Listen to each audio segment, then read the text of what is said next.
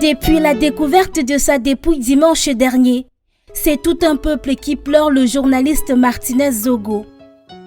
Animateur de la célèbre émission Embouteillage diffusée de lundi à vendredi sur Amplitude FM. Il avait une certaine popularité auprès de ces conducteurs de taxi que nous avons rencontrés cet après-midi. Nous on l'appelle le maestro national. Avec Martinez Zogo, vraiment on a beaucoup passé de bons moments ensemble. Régulièrement c'est lui qui nous faisait vraiment chauffer la radio en piscine de temps en temps. Et c'est ça qui nous mettait aussi à l'aise pendant que, même quand le travail est dur, tu ne ressens pas parce que tu le suivais régulièrement. Donc c'est notre maestro. C'est un homme qui dénonçait les malfrats, les gens qui nous font vivre dans le malheur. Vraiment c'était un monsieur riche qui avait vraiment des talents. Il avait tellement de missions et c'est quelqu'un qui voulait vraiment que le Cameroun soit bien. Grand admirateur de Martinez Zogo au volant de sa voiture depuis 5 ans. L'amour entre ce Camerounais et Martinez est né ici, à l'écoute d'Embouteillage.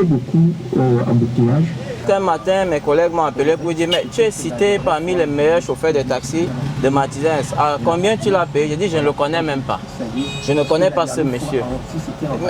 Le lendemain encore mes collègues m'appellent pour dire que mais tu es le meilleur des chauffeurs. J'ai dit ah bon, capte l'émission Martinez, tu vas écouter, il est en train de lire le nom des chauffeurs et tu es parmi les meilleurs chauffeurs.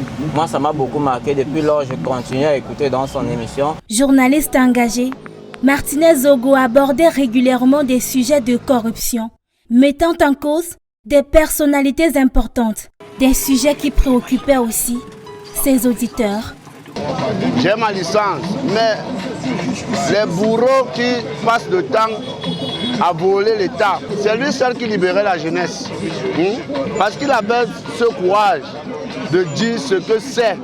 Que ces malfrats, qui sont ces malfrats? Enlevé, torturé d'après l'état de son corps le jour de la découverte, ses conducteurs choqués demandent justice pour Martinez Zogo.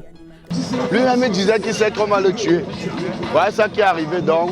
Je suis très choqué. Je suis très choqué. Très choqué. Ah, ça fait mal. Ça fait mal. Son enlèvement là, depuis d'autres jours qu'on a vu son corps là, ça nous fait mal. Pas qu'on ouvre l'enquête pour voir, pour qu'on sait comment ça se passe, comment ça va commencer, comment ça va finir. Nous attendons que vraiment le gouvernement puisse faire quelque chose. Vraiment sans ça, vraiment c'est que nous-mêmes on risque de descendre dans la rue pour ça. Il faut que le gouvernement fasse quelque chose, parce que les Camerounais sont tellement touchés. À travers un communiqué de presse, le gouvernement camerounais réagissant à l'enlèvement et la mort du journaliste a promis tout mettre en œuvre pour identifier les auteurs du crime et les traduire en justice. Une promesse très attendue par ces taximans.